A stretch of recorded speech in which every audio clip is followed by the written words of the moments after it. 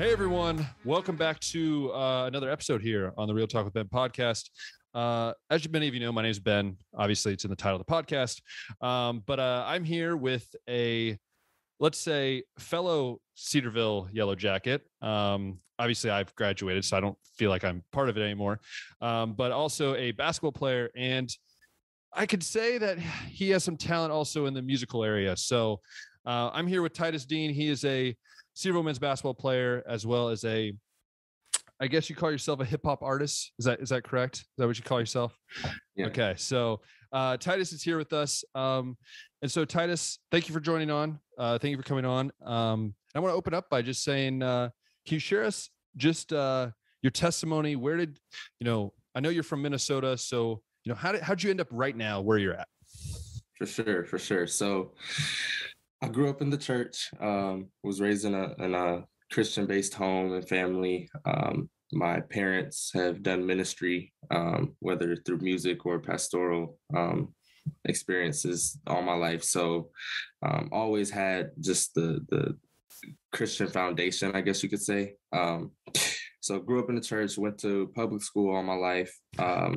And I was surrounded by music, whether that was secular or Christian. Secular just because the world is secular. However, Christian, my dad's a Christian hip hop artist and has been for over 20 years now. So just being around his music and listening and learning about that stuff, I gravitated to music just because it's so influential. And I knew like every lyric of his when I was growing up. So just being able to sing those and those be my favorite songs that nobody knows about because he wasn't a whole worldwide known artist. Of course. But yeah, just growing up, learning about God and going to church, stuff like that. I started to get a deeper connection when I was about, I guess, 12, 13, 14, just those middle school years. So obviously going to public school, you see a lot of things and learn a lot. And you just see how ungodly the world is, if you will.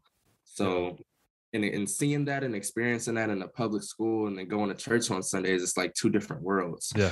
So just trying to make the connection as I got older between what's real about Christ and how do I sort of separate myself from the ways of the world and try to follow his example. So in middle school, I got baptized and just started following the Lord ever since. I started taking my relationship a lot more serious with him. And over time, that has just grown immensely, my relationship with him. And he's just shown a lot of favor on my life that's gotten me where That's I am. awesome. And, we relate in one area, the fact that I went to public school, right? I grew up in the Christian home, went to public school. And I want to ask you about that because it is one of those places, right, where you do go to church on Sunday, maybe youth group on Wednesday, and every other day you're dealing with, in my community, it was, kids, smoking pot or dealing with these kind of things. And they're talking about things. They're like, and then you go that next night on a Wednesday night and you're with all your Christian buddies, right? And it's a totally different world. How did you, as, growing up, with, a Christian influence, obviously at home, how did you handle that difference in that kind of the way that you took to your everyday life? Yeah. So I think staying curious was sort of the biggest thing for me, because obviously there's just so many things out there that so many people believe in, whether it's from a religious standpoint or whether it's just actions throughout your life. So just staying curious and being transparent with my parents, like, just having their input of like, why do people do this? Why is this happening? Why is it so hard for people to say Jesus? Like, why is it like, why? Just asking those questions and being able to decipher, I guess, just reading more of the word and understanding it. The older I got, the more I was able to understand it. When I was younger, I had a hard time, I guess, reading the Bible because it was just hard for me to understand. Yeah. But then you get into more translations and stuff like that, and you just understand you understand what the words are saying as they're right there playing, but you start to understand different perspectives of them and then how to apply it. So I guess just the more I stayed in the word, the more I was able to apply it to my life. And ultimately that's just what changed it. So yeah, I think, I obviously, me as a teacher, right? Like, so I teach here in Hungary, and, I deal with this kind of the kids in the same boat as what you were, right? I'll be subbing a Bible class, right? And I'll be going through Proverbs, and you have kids that I know for a fact, right? They're the teachers' kids. They go to church every week or whatever, and they're the same boat as you. Like they're struggling to, I think, understand or how to figure that out, in the long run. And it's very interesting. I know for me growing up, I went to public school because my parents basically said, I want you to experience the world before you get to college, right? Because they could have put me in private Christian school. They thought about it. They're like, what's the best way to learn is just getting dropped in the center and saying, this is what's going to be like. So it's really cool to see how God has used music, but also just used your Christian, parents and people around you to really uplift that. Would you say that like your dad's kind of like, see, like your hero, like kind of like the guy that you look at? Yeah, I mean, I would. It's, you get that question sometimes, like, who do you look up to or who inspires you to do what? And sometimes they say, it can't be a family member, but for me, it really is that. Like his inspiration on my life has just been tremendous, just my role model. And as a young Black male, a lot of people in my demographic are fatherless. Yeah. So just to be able to have that father figure in my life that is responsible and is a godly man, it's just like, I want to be like him when I grow up in so many ways. So definitely the hero. Yeah, it's like, you have two amazing fathers, right? Like you have your earthly father and then your heavenly father, and that just makes that cool. So now we're gonna move on to your basketball side, right? Like we know you're a really good hip hop artist, but we also, you play basketball, and that's a sport that I grew up, and I still, I miss being with the Cedarville guys. I miss that whole aspect. And if you all didn't know, if you're listening, Cedarville right now, as we're recording this, they'll find out today if they make the NCAA tournament. So you're looking at that. We don't know. We'll see. But I know you didn't start at Cedarville, obviously. So tell us about your journey. Like, when did you start playing? Why basketball? All those kind of things.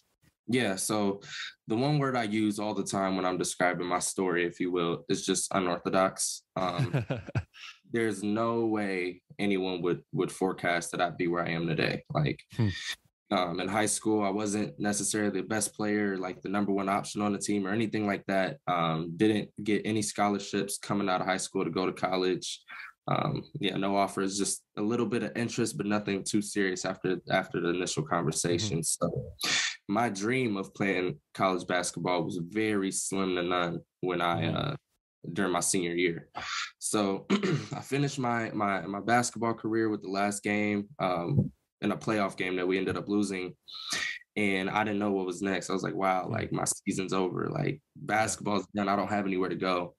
And then my family connected with a family friend who sort of puts under the radar athletes in college programs and connects them to coaches. So he reached out to the coach at Liberty on my behalf and said, hey, I got this guy who might have been overlooked or whatever. If you got a spot, give him a tryout. So I flew down to Virginia and met the team, met the coach, tried out all in the same day. And right after the tryout, like literally going from the gym court to the coach's office, he had offered me a preferred walk-on spot right then and there. So that was just a extravagant opportunity that I can never see coming. It was simply God's favor because I guess the hard work I put in, you would say I was deserving, but at the same time, when you look at statistics and just the lay of the land, I wasn't a scholarship player. I wasn't a Division I basketball player, even though that was my dream. Yeah. So ended up there, and that was actually a 1-year negotiation. So after that year, we would reassess to see if I could be on the team, if I'd earn a scholarship, and how we go. Of course, yeah. So after that first year, I did get my preferred walk-on position renewed, if you will, for the remainder of my college. So it wasn't another 1-year stint, if you will. It was like a full college experience. If you wanted to stay, you can.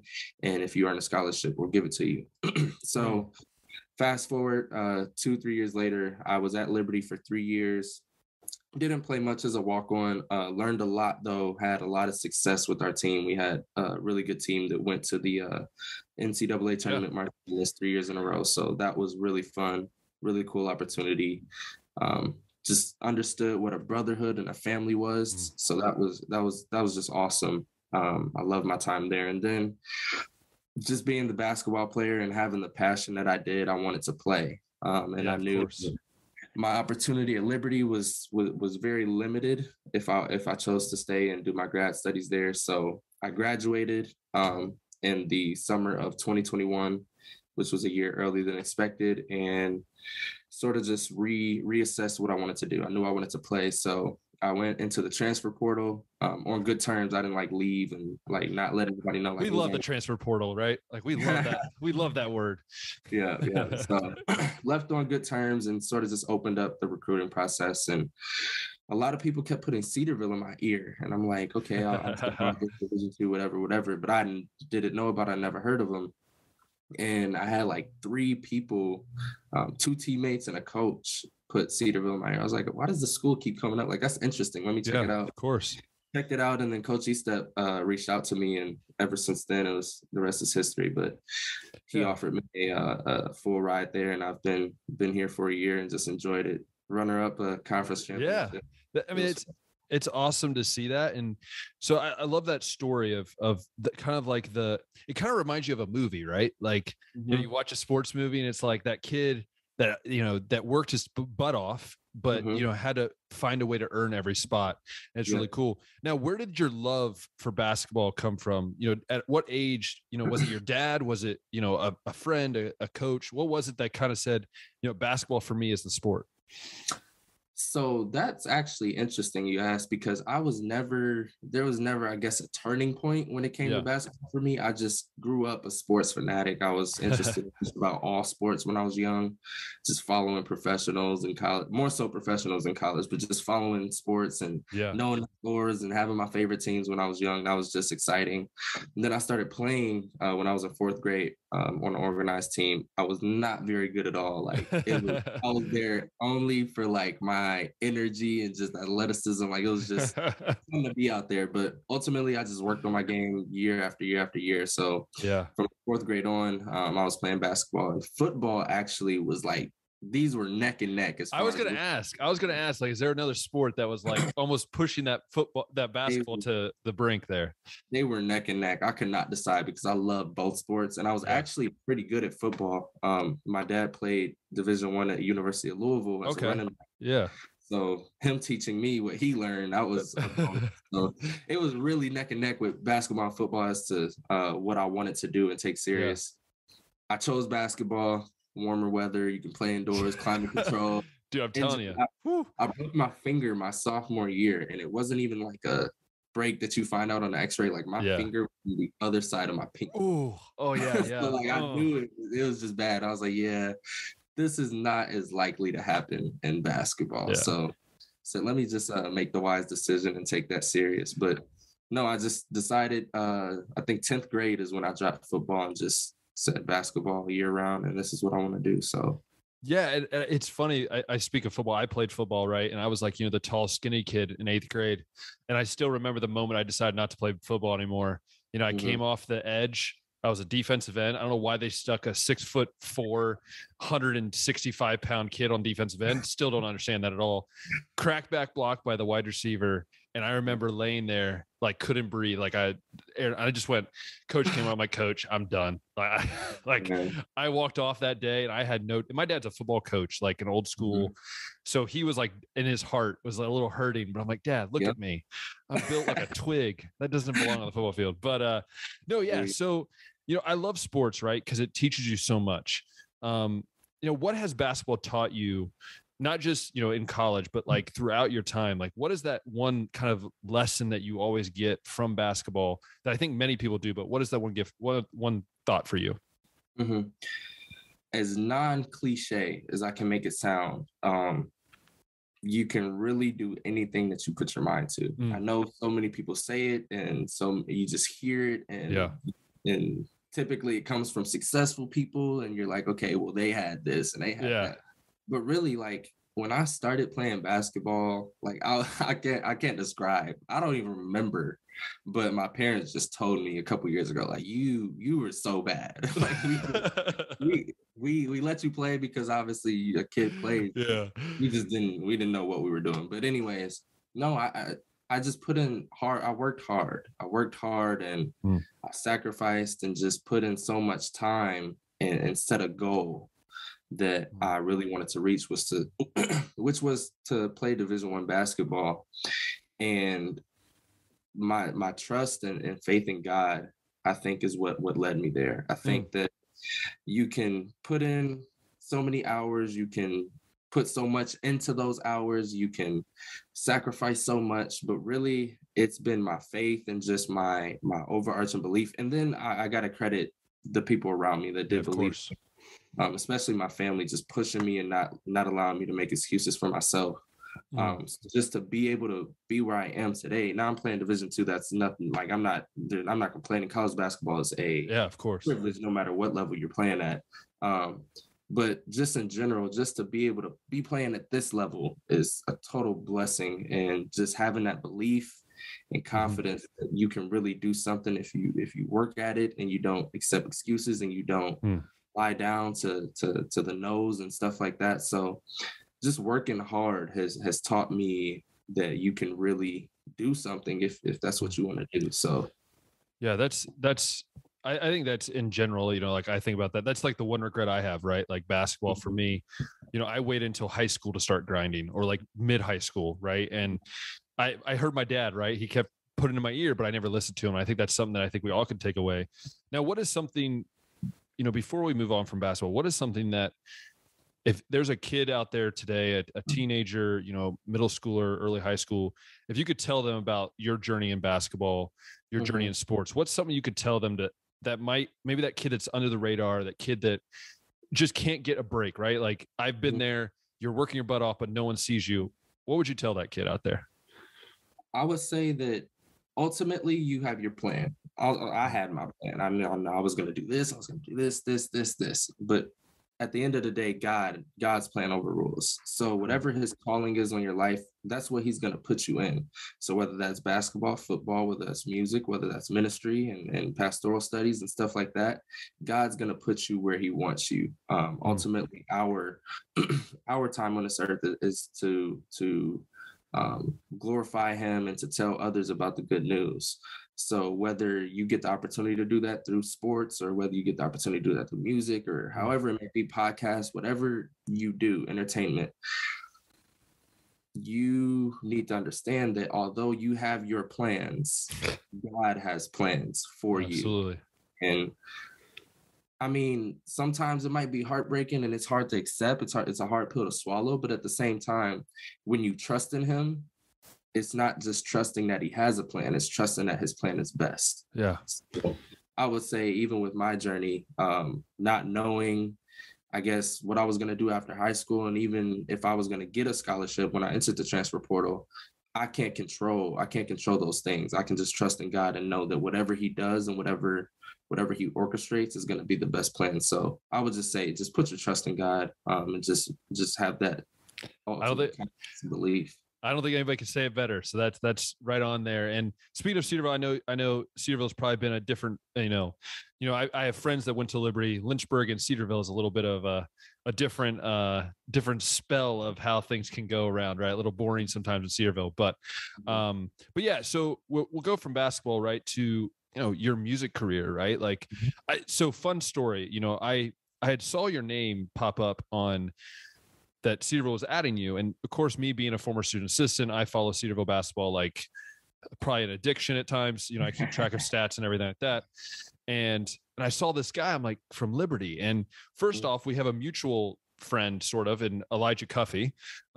His older brother, Jason, that passed away, he actually was a guy that mentored me at the end of high school. Oh, wow. And he actually ended up being really close to me. And when he passed away, I was actually here in Hungary, so I never actually got to go see the family. So, yeah, so that's how I first realized, like, oh, wait, there's that connection there. But on top of that, I was like, wait, he has music. Wait, what? I was like, hold up. I was I was like thrown off there. I'm like, okay, are we hiring him as like the lead singer for Cedarville men's basketball, or are we hiring him, whatever?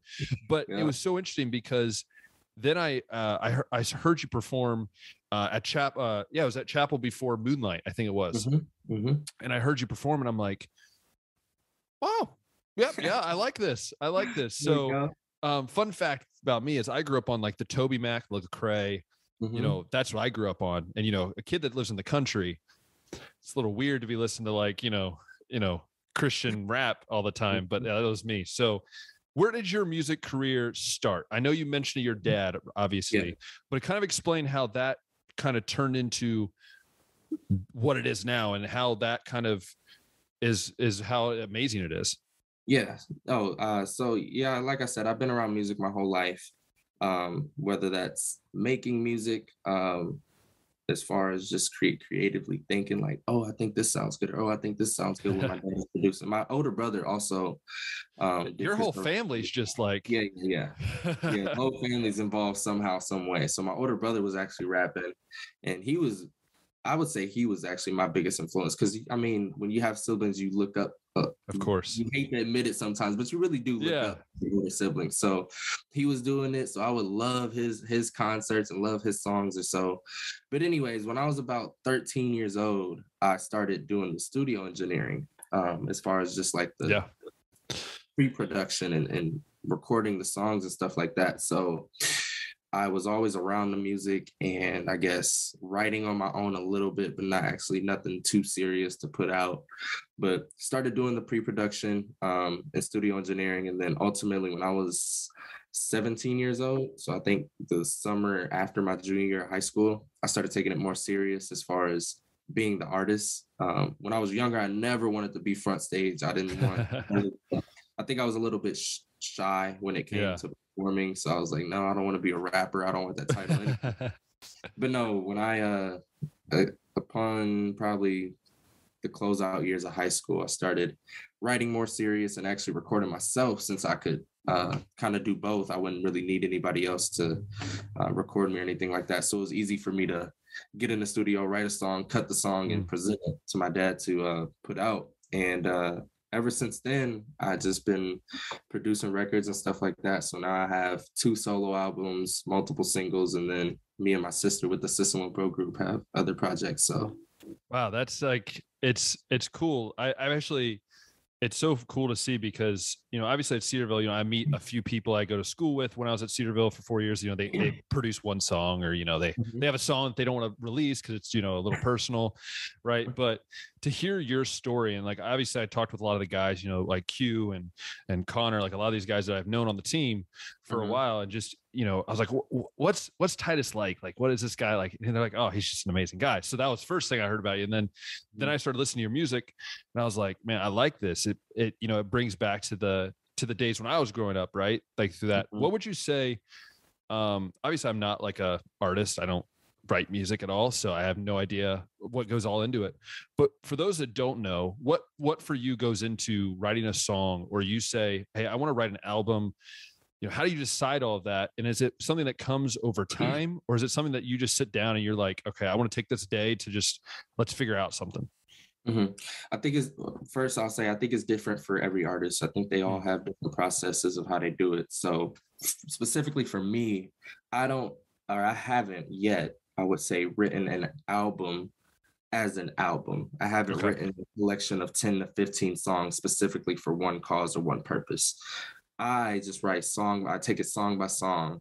And my whole approach to it is I start with prayer. I always pray before I begin writing.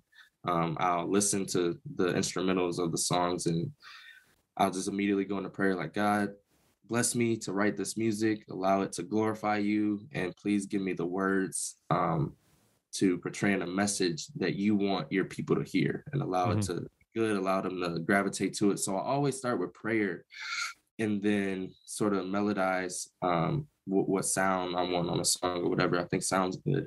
Then ultimately the lyrics just flow behind it. But I would just say whatever God gives me in that moment, as far as just what's relevant and what's going on and what he wants his people to hear, is sort of what I put on a song. So like certain songs I have, though I don't mention God or Christ one time in the song directly, the whole song is about my experience or relationship with Christ or something like that. So I try to when I write music, I try to write it so that it's relatable to my generation, just because I know there's a lack of, I guess, I don't even know the word, but coolness, if you will. Like, it's not cool to glorify God in rap sometimes. So people just navigate naturally to secular music. So I try to make that connection where I still have that mainstream sound and appeal and approach, but have an actual legit message behind it that glorifies Christ. So it's kind of like you kind of take that NF perspective, because I don't know if you listen to any NF's songs, but he's very similar in the sense that I remember I first listened to one of his songs. I'm like, first off, this is depressing. I was like, the first time I ever listened to him, I was like, wow, this is sad. But after I started listening to NF, I think that's what, for me, like, I've always, loved Lecrae, Andy Mineo, these guys, but like, there's something about when you listen to somebody that has the God message, but without actually directly preaching about God, right? Like, I think some of the best conversations I've had as a missionary last year, when I've been at camp or whatever, is like when I'm just talking about life with a kid or a parent, and they ask me about why do you do what you do? Like, why are you so happy? Why are you here? And then that's where you can take that voice that you are, and you can then use it for his glory. And my question that I want to bounce off of you on that is when it comes to music, and you're sitting there writing, and as once you've created a song and you let it out there, what are some of the thoughts that go through your mind? Like, when you release that song, do you ever think like, oh, is this going to be a good one? Are people going to like it? Or is it just, I'm putting it out there and whoever uses it, that's all for them, for whatever? Yeah. So I think I'm gonna back up before I answer that. I also want to say that in doing and making that music, I think one of the things I try to do best when I write songs is make that connection between the pastor and the secular listener. Because a lot of times, like, even myself, speaking for myself, like when I was younger, I didn't understand the sermons. Like, I would sit there in one ear out the other. So it's like, when I write my music, I try to still use biblical principles and scriptures and not necessarily misuse the words out of context, because it's not to do that, but put it in a way that people can understand and be like, oh, okay, this is wise. Like, they'll think it's wise because they'll understand it. But at the same time, these are not my words. These are God's words, and it's in his Bible. I'm just rearranging it, making it sound a little bit better so you can understand it. Yeah. So that sort of goes into the writing. But your question just about my my reaction as far as what happens after I put it out. So the older I've gotten, and the more experience that I've gotten in music, the longer I've been doing it, I have sort of started to take that latter approach of what you mentioned about whatever happens with it happens. I used to put music out and be like, oh man, I wonder if this is going to be the one that blows me up, or I wonder if this is going to be the one that people sing. Been there. So doing that, I mean, it's good. It's cool. I mean, it's nice to have people recognize you for your music and stuff like that. I actually remember when I put out my first single in high school, it was called I'm Blessed. And people would literally just walk around school and come up to me or like send me a video. That's when Snapchat was like first coming out. Yeah, of course. You'd be like, I'm blessed, because that's the little melody. So like I was known for the I'm blessed guy or whatever. So that was a cool experience and all. But as I got older and more experienced in music, my whole approach and sort of mission behind it changed. And it's like, God, you've given me the talent and ability to do this and the resources to do it so I can keep putting music out. So I'm so blessed for that.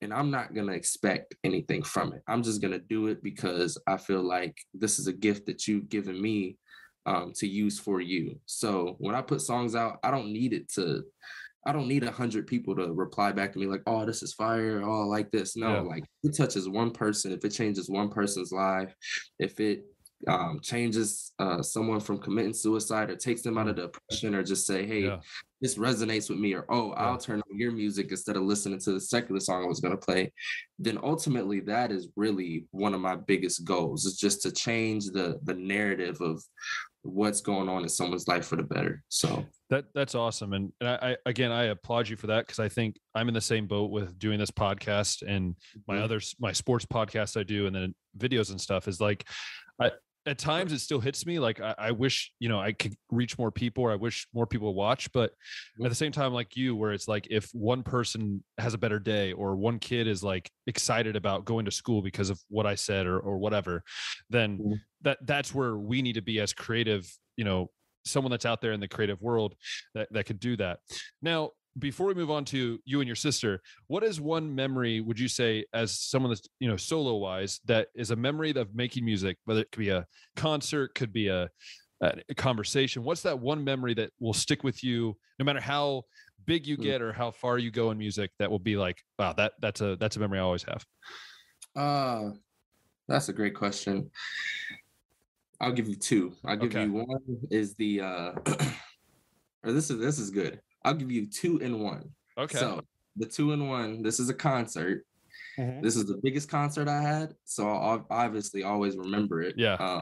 I did a performance with our label group called Swag Movement, which is Stop Satan's Work Against God. So we did I guess 12 or 13 minute set at the US Bank Stadium, which is where the Vikings play. Yeah. And it was the biggest crowd I've ever performed in front of, 60,000 people. Ooh, I'd be nervous. Yeah, it's interesting. So we got up there, and we prepped a lot for that concert or whatever, and we were ready to go. We're good. So that's always going to be like a top memory for me, just because it was awesome. So many people, and they had they were giving away free My Pillows. So if you can imagine 60,000 people with 60,000 free pillows, it was just like, how the beach balls are. Yeah. It was like pillows. So it was just fun to come out and all that stuff. But no, that's one experience I'll never forget, just because of so many people. But with that, I will say that was also my most embarrassing moment because in front of those 60,000 people, I ended up falling on stage, which was not fun.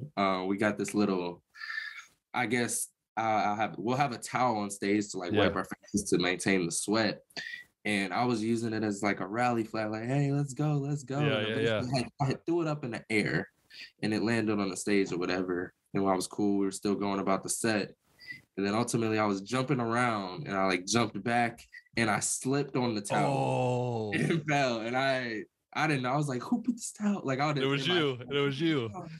So I replayed the video, and somebody in the crowd actually sent it to me and said, hey, you played it off well, but we all saw it. So that was very embarrassing. But then I replayed the video and saw that it was my towel that I actually threw. So hey, that's what you show your kids in 25 years, right? You show your kids, be like, listen, you mess up, I messed up too. So that's awesome. I honestly, doing something like that in front of a crowd would be quite surreal at times too.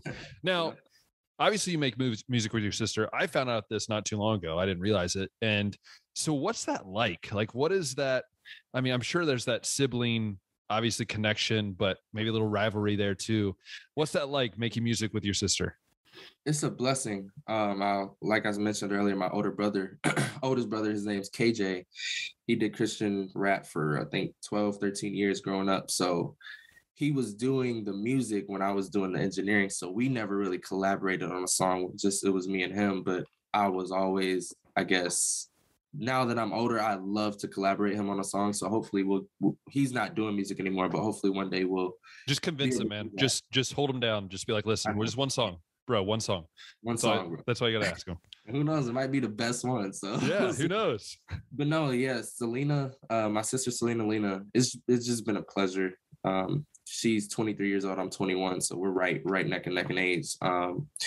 And just being able to, we started taking music serious at about the same time, both in high school. I actually started writing for her when she first started doing her music and rapping. That's so I would cool. literally write I probably wrote her half of her first album.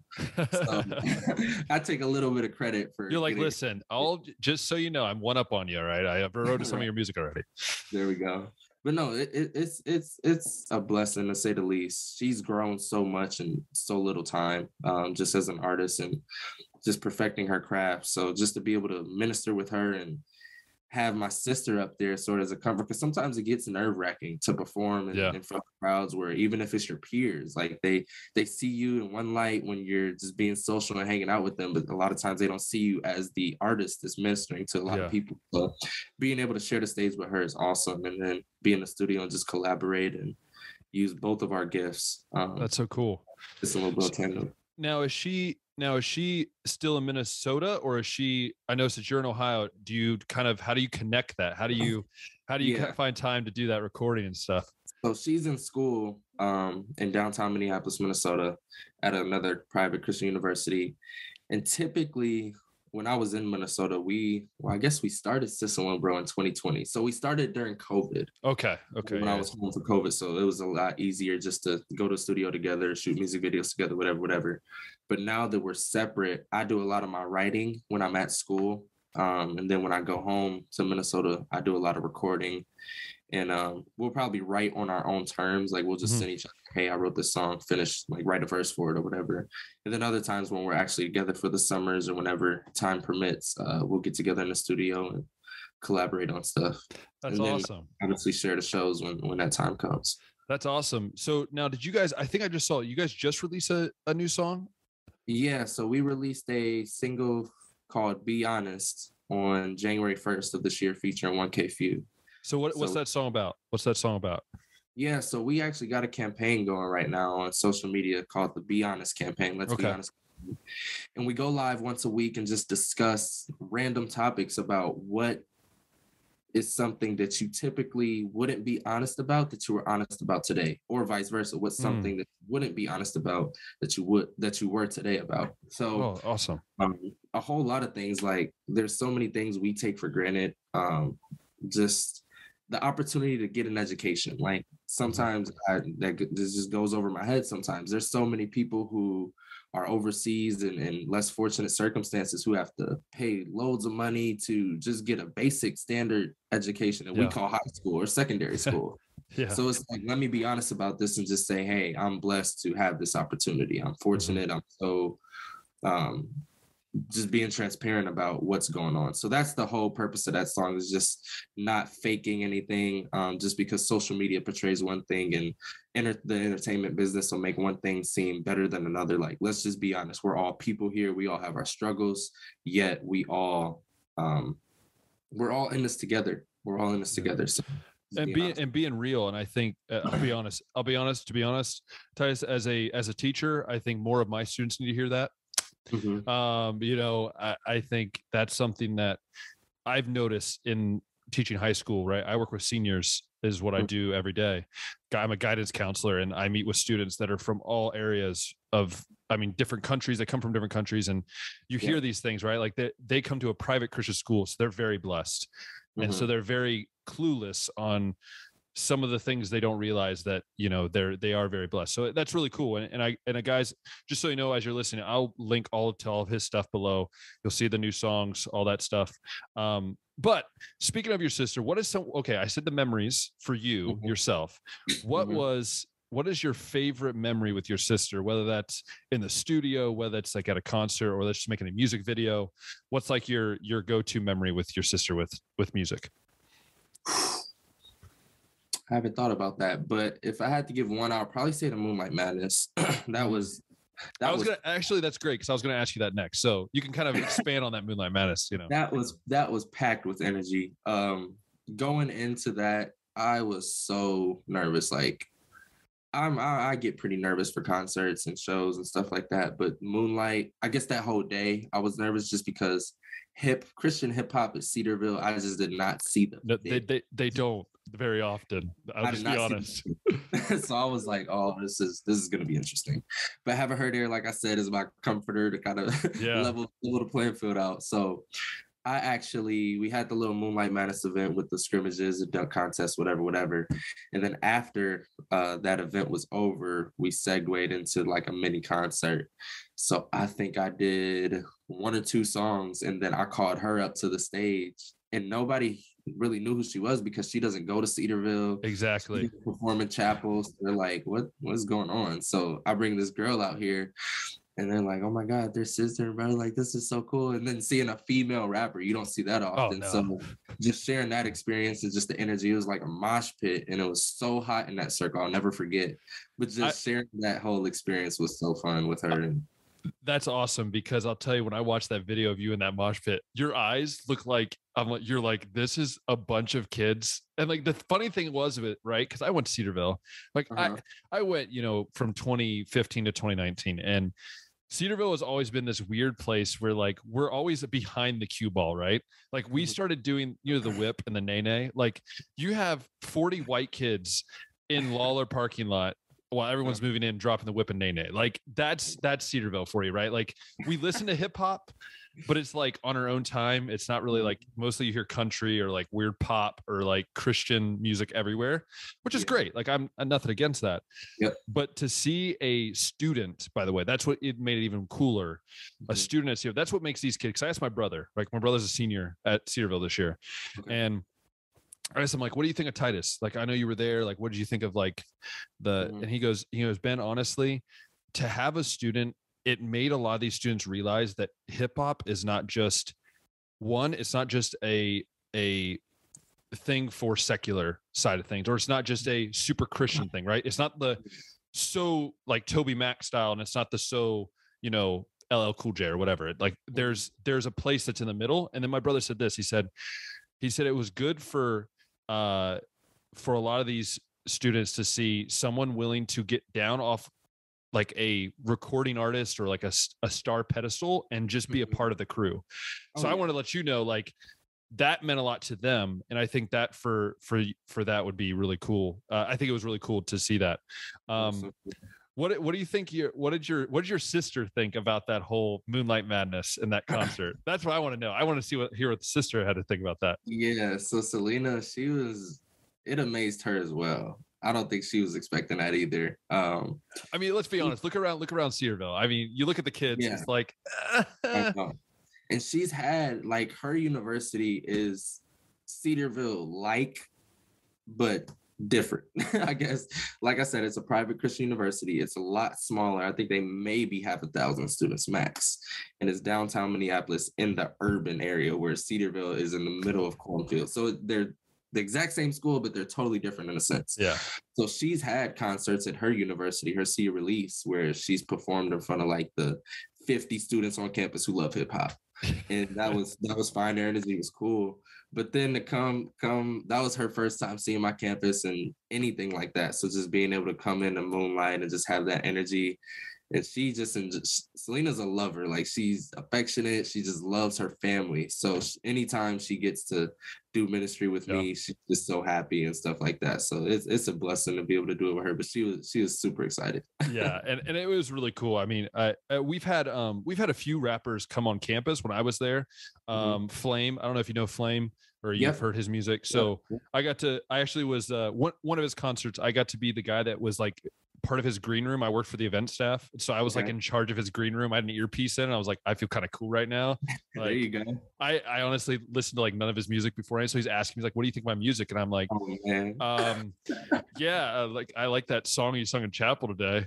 I don't know what it's called. So I felt terrible, right? But so like those guys are really cool, and I can see you definitely keep growing the way you are. It's really cool. Now, before we talk about your goals here to finish up, what would you say? We talked about Cedarville a little bit. What has been obviously I graduated from there, so I'm biased. Obviously my family's been in there as well. What would you say about Cedarville that has just stuck out to you? And what do you feel about Cedarville? How do you feel about the place, the town, and everything like that? Yeah. So one thing that often gets so unnoticed, and it's unfortunate, but it's natural. Like, I can't put anybody to blame, but that environment it's not like that everywhere. Like, that is a Christian university filled with students and peers who love God just as much as you.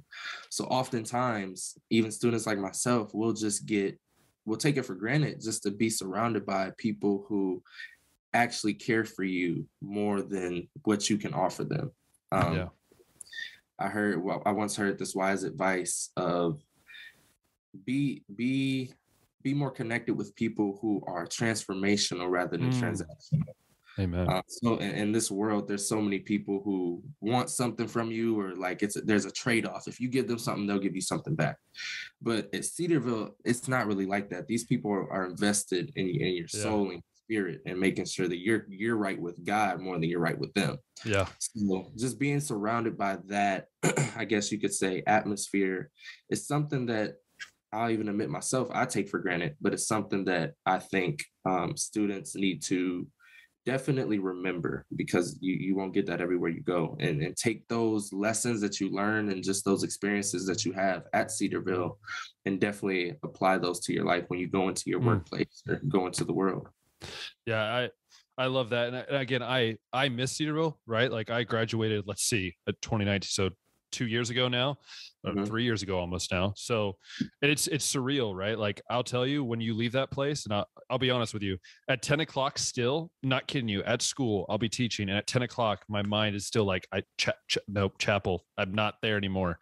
But that's because I came from public school like you did, and I never had chapel. I never had a time in the day where I could stop everything Yeah. and say, I get to spend this, that. And so, again, I agree with you.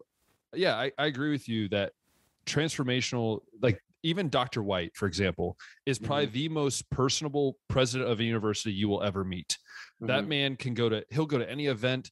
He was willing to come to our wedding reception in the States, but he couldn't because he had another obligation with another student. And so that to me was just like, I think it just shows what Cedarville is and where that place is. Now we'll finish up by just saying a couple of your goals. So I would see your basketball career has been amazing so far. So what are some goals for maybe as a team with Cedarville, but maybe also personally with basketball? And then also you can finish up with, what are some goals for your music career, and what's like a goal you want to reach, throughout your lifetime? Yeah. So with that question, I'll actually give a word of advice going back to one of the questions we had earlier. Yeah. So for younger students and athletes growing up, I think one of the biggest things that you can possess as a young athlete that wants to join a college program is just your investment to winning. Coaches really value winners, and they value the kids who aren't necessarily focused on being the number one guy. Like, number one, there's one person that can be number one. Yeah. And then everybody else, you'll be number 2, 3, 4, whatever. But when you're at the college level, it really doesn't matter who is the guy, because it takes a team to win. And you'll see, the older you get, the more you'll see that. So my goal at Cedarville is just to win as many games as possible, whether that means a conference championship, a regional championship, whatever that is, it's just to win. So however I can impact that with the team is what I'm invested in. And then personally, just go as far as I can. I don't know, like I said, I didn't know where I would be 3 years ago when my high school season was over. So just to be where I am today is an amazing privilege. So just to keep playing as long as I can, and wherever that takes me, it does. If the ball stops bouncing for me, I am definitely interested in coaching and being involved in the corporate side of sports one day, whether that's agencies or front office, whatever it is. I love the game of basketball, so I just want to stick. I mean, Hungary's always looking for amazing basketball players to come play in their professional league. I'm just saying. There we go. Trust me.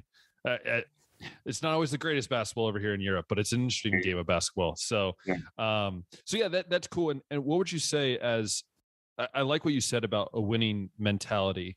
And I think that is very overlooked in today. I think sometimes so many kids, they want to start, they want to be, and I remember a E-Step, I think, told us, or I heard him in one of his thousands of team talks I heard over my time there, was, you were the number one in high school. Now we split number one into multiple. And I think that's such a thing that I think high school athletes need to hear now, and they need to hear before. There's only one LeBron James. There's only one Anthony Davis. And I think the mentality of winning goes beyond just scoring 30 points a game. Some of my favorite teammates that I had growing up averaged like 1.4 points, and they averaged 4 rebounds a game, but they were like the best teammates I've ever had. And E-Step probably talks about it all the time. And I think that is so cool. And it's a reality that I think a lot of young people need to hear, I think, in anything in their life, not just in sports as well. Yeah. Yeah. So what would you say for music? I know obviously you kind of have already a start to your career in music, Mhm. but what would you say, what's like, after, let's say basketball ends, right? And what would you Mhm. say, what would be your goal for music? Mainline tour with a couple of your, Mhm. fellow hip hop artists in the Christian world? Would Yep. you like to be a part of like a K-Love tour? What are we talking? What are we talking? What's your goals here?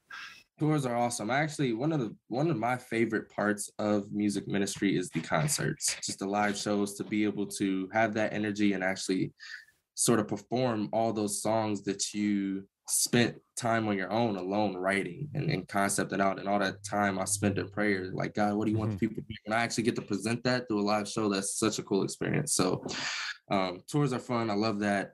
Just producing and making music is awesome. But I'm open to wherever God takes me, Mm. whether that means the music becomes more popular and a lot of people start listening to it and I have to do that full time. I have uh, no setbacks against that or no Yeah, of pushback course. against that. So that would be an awesome opportunity. But ultimately, I just want to keep making music as much as I can. Obviously, doing it with Selena when I get the opportunity, and Mm. just blessing people with a positive message. There's so many things going on in the Yeah. world, whether it was COVID last year or the things going on in Ukraine and over which a is year which is right now. next door for me. So Yeah. yeah. So definitely just being some sort of light or inspiration to Yeah. those who don't see the light at the end of the tunnel Yeah. is just my total goal. Yeah. I think that's amazing. And so I have one fun question and another question I think will be interesting too. Do you first off, for all those listening, do you have any new music coming out soon? Do you have anything coming out here in the near future? Yeah, so we actually just dropped a video. Sis N Lil Bro just dropped a video called Loco maybe Okay. 3 days ago. So that just came out. See, perfect timing. Perfect timing. That's what we Yeah, do here. perfect timing. There we go. And then we got another music video coming out called Pedigree Okay. in a few weeks here. Both of those songs were on the most recent Sis N Lil Bro album. So definitely go check those out. And then Sis N Lil Bro is actually planning to release another album here in the next couple months. So definitely be on the lookout for that. Sweet. So we got some new music coming our way. Now, my fun question is, and I don't know, maybe you can tell me this. Is there somebody out there that is, full-time hip hop artist or full-time just musician in general that you Mhm. would want to either collab with or tour with? Oh man. I That is a fun question. love stumping my guests. That's what I like to do. Man, I don't know if I can name one person. Yeah. Obviously, Lecrae would be cool just because he's been doing it so long, and I'm starting to like the old Lecrae was cool, but I actually like new Lecrae more than I do Really? old. You mean I like the Gravity, that album? I think that Oh, was the really? album, right? Okay. Like Yeah, that yeah, was like I had a Honda Element, and I was like the kid. yeah. Everyone else listened to like, LL Cool J and Tupac, and I'm rolling up with Lecrae, just like, y'all, look at me. Yeah. And then the guy next to me pulls up with country and is, so that's just the way I grew up. But Yeah. so yeah, that'd be cool. I think it'd be cool to see you like. I always like the concerts that combine like hip hop with like like let's say like Matthew West or like, Crowder or someone like that. Like I love the combination when you go from like a hip hop artist, they come collab together, a Crowder. Imagine a Crowder with Tytist. I mean, that'd be the Yeah. most interesting combo of all Mhm. time. But Yeah. yeah, before I let you go, first off, I want to say thank you for taking some time, I know, out of your busy schedule. Yes. So what would be first off, what is your social media, where can they find you on YouTube, all that stuff, and where can they find you and your sister stuff as well? Absolutely. So my personal social media accounts are all at I am Tytist. Now my name's spelled a little different. It's Tytist. So Facebook, Instagram, Snapchat, Twitter, they're all I am Okay. Tytist. So that's where everything else is. And then my sister and I, we go by Sis N Lil Bro. So our social media is we sis SIS, the letter N LIL for Lil, and then Bro. So Sis N Nice. Lil Bro and I am Tytist on all social media accounts. And obviously I post all the updates and new music. And definitely I'm one of those people who can't keep a song for like more than 2 months in my own personal head. So you got to release it. Yeah. Always leak something. So then you guys come out with music videos, then you said too, so they can find that on YouTube as well. Same thing. Same thing. All right. Awesome. Yeah. Well, thank you so much, Tytist. We appreciate it. It's a blessing to hear what God is doing in your life. I hope all of you that are listening can grab some words from Tytist and hear how, it's not just a talent, it's a gift from God, and how you use that is the way that you truly can use it for, God's glory. You don't have to be a missionary over here in Europe. You don't have to be, a music artist or a basketball player. You can just be a car mechanic, a farmer, whatever God's given you.